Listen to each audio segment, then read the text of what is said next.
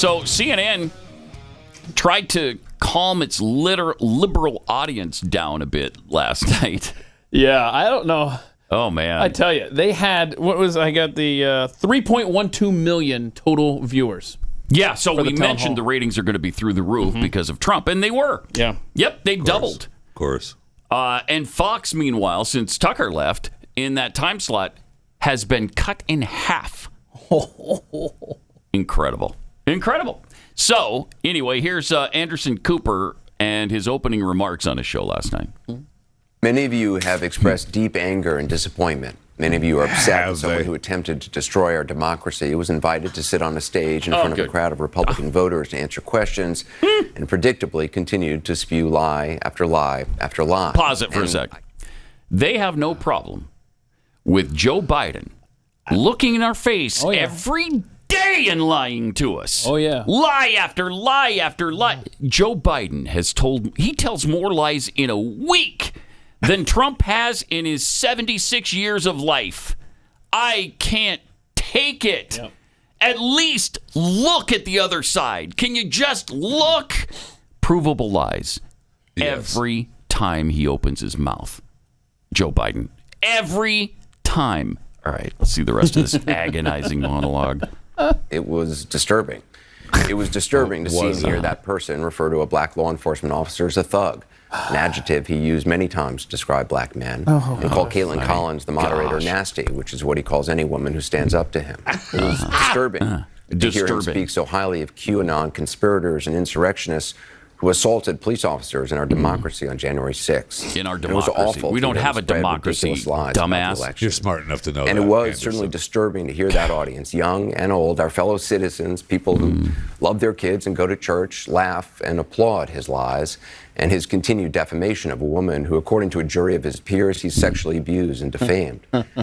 As good a job as Caitlin Collins did trying to fact-check him, it is impossible to fact-check fully because he lies so shamelessly. Mike. Now, maybe you think CNN shouldn't have given him any platform to speak, and I understand the anger about that. Giving him the audience, the time, I get that. You get it. But this is what I also get. The man you were so disturbed to see and hear from last night, that man is the front runner for the Republican nomination for president. And according to polling, no other Republican is even close. That man you were so upset to hear from last night, he may be president of the United States in less than 2 years. And that audience that upset you, that's a sampling of about half the country. They are your family members, your neighbors, and they are voting. And many said they're voting for him. Now, maybe you haven't been paying attention to him since he left office. Maybe you've been enjoying not hearing from him, thinking it can't happen again. Some investigation is going to stop him. Well, it hasn't so far. So if last night showed anything, it showed it can happen again. It is happening again. He hasn't changed, and he is running hard. You have every right to be outraged today and angry and never watch this network again. I can't take it anymore. But do you think staying... It ends with... this ad paid for by Joe Biden for president. And Pfizer and Moderna. So I intentionally held this next clip from you guys. So I wanted you to be surprised. But Mazemore, who's a genius on social media, took basically the energy you had leading into that about how we're like, hey, why don't they ever call out Joe Biden? Oh, that's been redone. And I think you're going to enjoy this quite bigly. Watch this. Good evening. Before we begin with tonight's broadcast, I want to say something about what we witnessed at last night's town hall. Many of you have expressed deep anger and disappointment. It was disturbing.